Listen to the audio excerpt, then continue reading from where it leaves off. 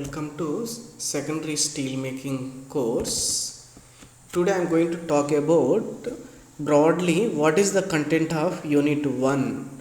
So unit 1 mainly talks about what are the classifications of secondary steel making process, starting from ladle metallurgy to tundish metallurgy and all, and what is the thermodynamics involved in all these secondary steel making situations in industry, and what is the reactions between slag metal and gas. All those things are discussed in this chapter. And composition control, temperature control, how does it occurs, its kinetics, process, what is the industrial practice, everything will be discussed in this chapter. Please make a note on this and let us know what are the main objectives of secondary steel making. The first objective is how do you get a desired chemistry to an client based on the application, and how do you get cleanliness, you mean inclusions such as oxide sulfide inclusions free. How do you achieve? So if those inclusions remain, and it obviously shows adverse effect on mechanical properties. So all those things are by doing few treatments in ladle can be achieved. That is one objective. And further thing, by purging the inert gas such as argon from the bottom of the ladle, so it makes convenient for stirring, and finally you will achieve the homogenized chemistry. And some situations you will be adding such as lime powder form to form slag. When you add the lime into the molten pig iron from the blast furnace, it form in the LD converter steel making process, it converts in the form of CAS. The CAS is nothing but slag. Similarly, to achieve this clean steel, you are supposed to either remove inclusions completely or modify it. You mean from irregular shape of inclusions to spherical shape. If the shape of the inclusions are regular in shape such as spherical, the strength of the steel after casting, after solidified product from the form of billet and blooms will be higher. So with that convention, it is also an important step. There are many advantages in the secondary steel making process, starting from decarbonization. You can decrease the carbon content, or you can recarbonize, you can increase the carbon content. Desulfurations, based on the applications, you need very less sulfur in the steel, you need less phosphorus in the steel, and oxygen dissolved in the molten steel supposed to be very low. And degassing such as hydrogen, nitrogen supposed to be removed. How do you do it? You need certain provision of vacuum you can achieve. Whereas sulfur, by doing desulfurization using the suitable reagents, you can remove the sulfur at reducing atmosphere to large extent in pig iron production. But phosphorus, you need to go for the steel making steps. So in the steel making steps, you will be doing the dephosphorations. But even further, if you need to reduce lower level, you need to go for the secondary steel making steps. To improve the yield, you mean, for example, if it is a steel, means iron content supposed to be high, or iron alloy content. Composition, if you need 0.003 carbon with narrow limit, you can achieve, such as interstitial free steels can be achieved by secondary steel making process. And to get the mechanical properties in isotropic nature, in one direction the properties, texture supposed to be, it should be bezel structure, it should be austenitic texture. So it can be achieved with this secondary steel making process. That is why it is called as from the steel making step to continuous casting semi-finished product, it acts as a buffer step. Nowadays, most of the secondary steel making process in the ladle which are happening has become integral part of steel making process. Steel making shop will be there, and subsequently after the secondary steel making process steps, after that you will go for the continuous casting. There are another provision if there are temperature drop downs, if the ladle is having additional heating facility which are called as a ladle furnace. This step also comes under the secondary steel making. Please remember all these concepts and logical steps which are very important for GATE examination. They may be confusing with the many of the options in the form of multiple choice questions. And coming to the, let me emphasize more about degassing, such for the removal of hydrogen and nitrogen. Broadly, there are two processes which many of the people talks about. One is vacuum tank degasser, which is nothing but steam degassing step. The other thing is recirculation degassing step. The molten steel will flow from the ladle to separate degassing chamber, then it will return to the vacuum to again ladle. So this recirculation steps are divided into RH degassing process, DH degassing process. In the case of RH degassing process, the main important point to be noticed is it is achieved mainly by hot metal circulated by achieving the dipping into the degassing vessel from the ladle. Whereas in the case of DH degassing process, refractory lined vessel on top of ladle which was separate attachment, which was having two legs, technically which are called as in the degassing process snookels, are dipped into the ladle, and that particular molten steel is again recircled to the vacuum chamber. So here what is maintained is the pressure is supposed to be reduced and argon gas is supposed to be passed from the one of the side snookel. So this was the main principle followed in the degassing process.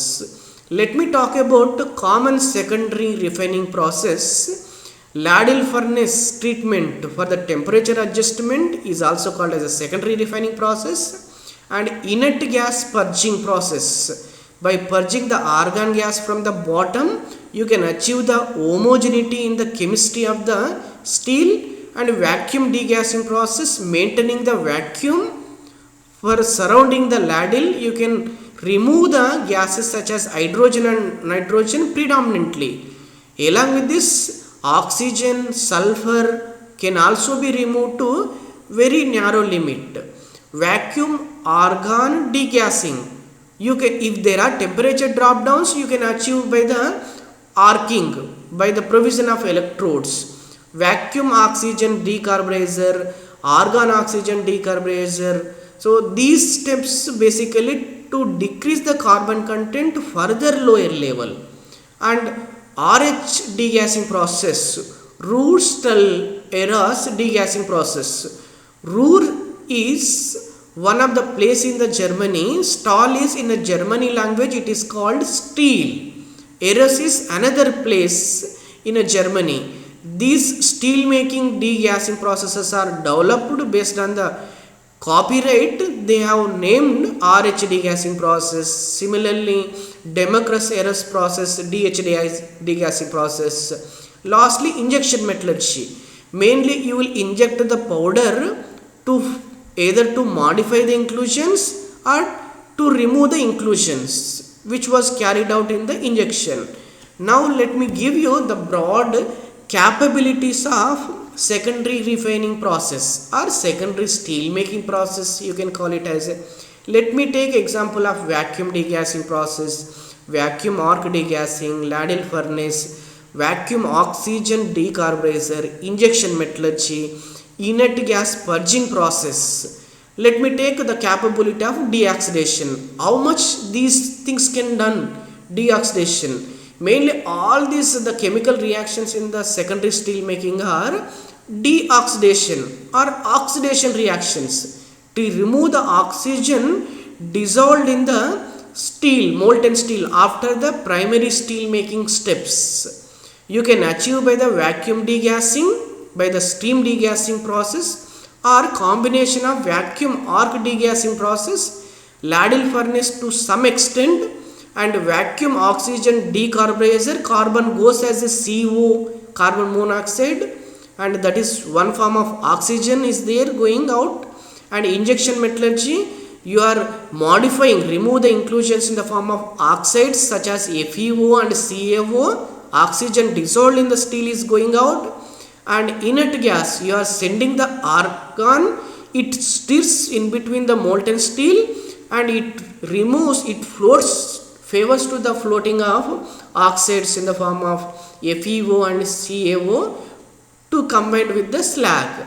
Coming to the desulfurization, vacuum degassing process, desulfurization will extend. Most of the things will happen in the reducing atmosphere of producing the iron itself, but to some extent the sulfur level in the molten steel will be reduced.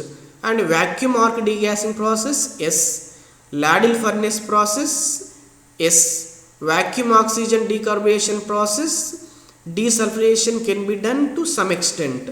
Injection metallurgy mainly to modify the sulfides inclusions and remove the sulfide inclusions in the form of slag.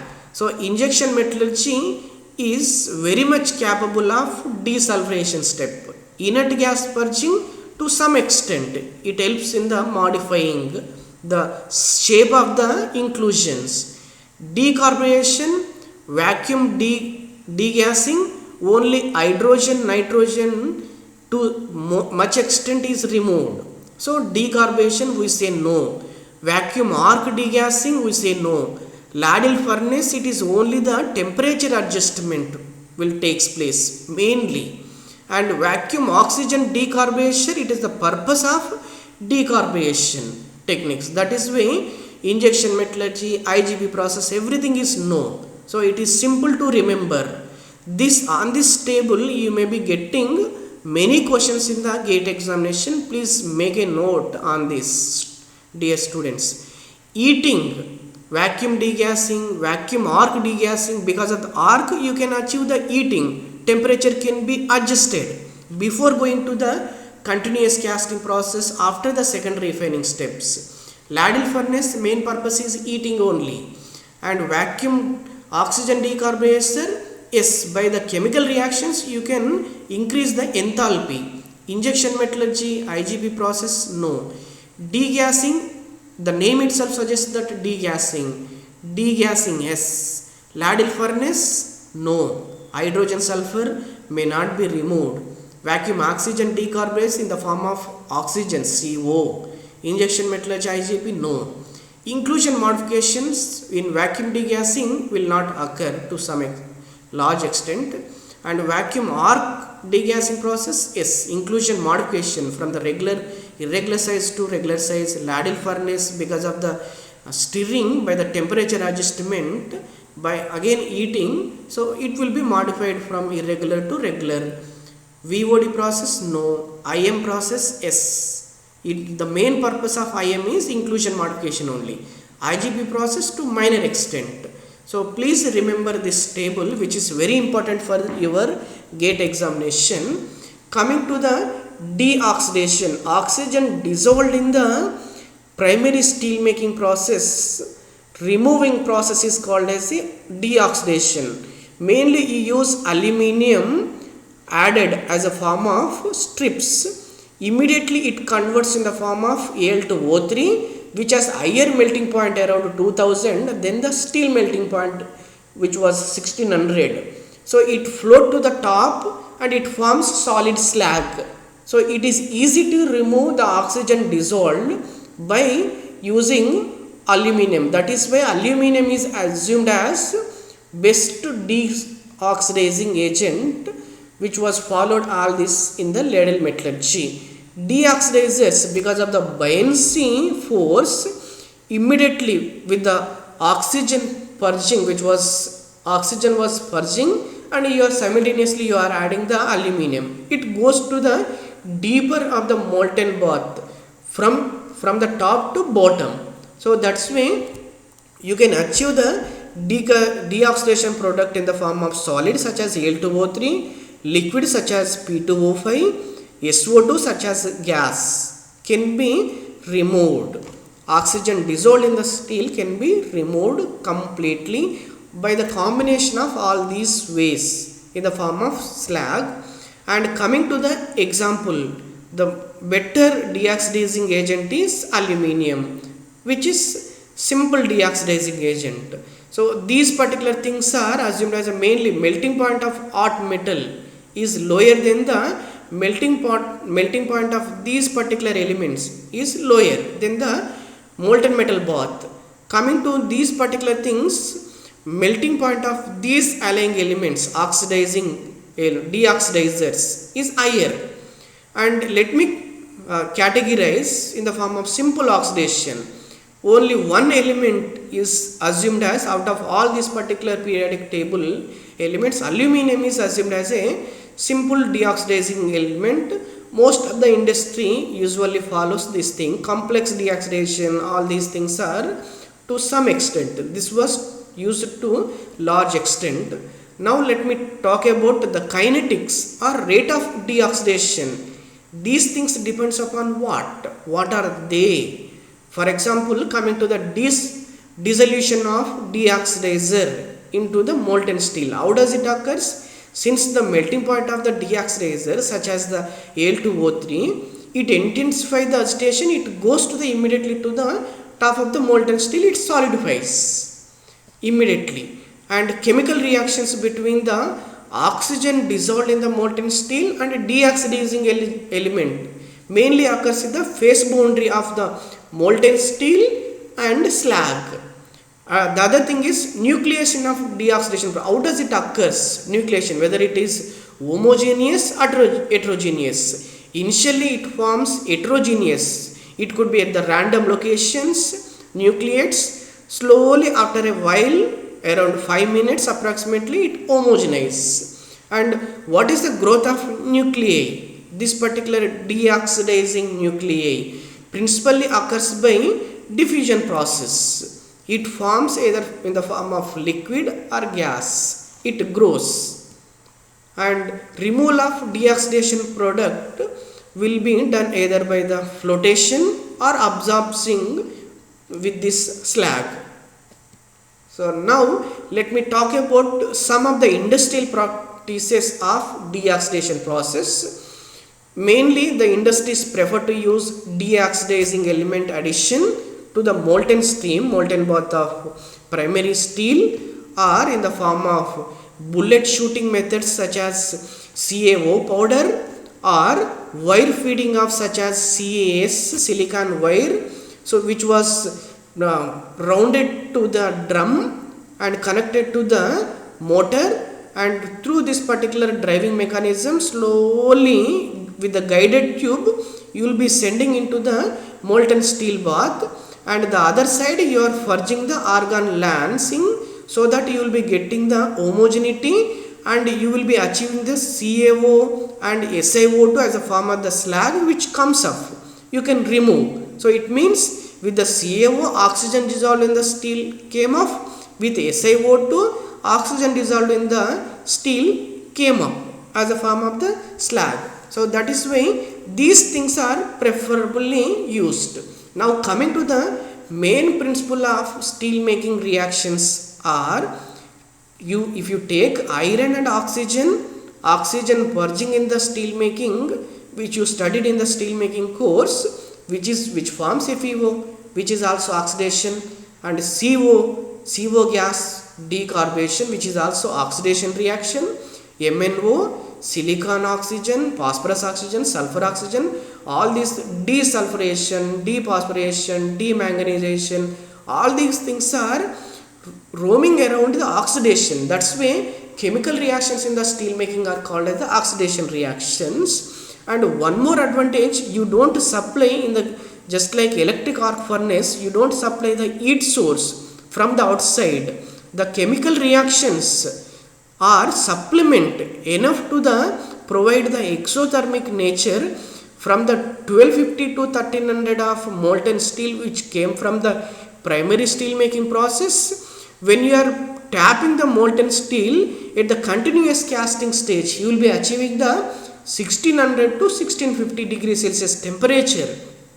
That is why the aim of oxidation reactions is kept aside. That oxidation aim is you need to have the less iron going into the slag, more iron supposed to going into the molten metal. So then you say that the yield of iron is more. You can achieve from the secondary steel making as we discussed. Think about these following questions which will be practiced every end of the lecture. Do you think that deoxidation and degassing purpose is same? Think about these things. As I explained, you can answer yourself, which improves the understanding of the subject. Decarbonation, desulfuration, dephosphoration, deoxidations are nothing but oxidation reactions. So how explain it? So how do you explain these things are nothing but oxidation reactions? Think about these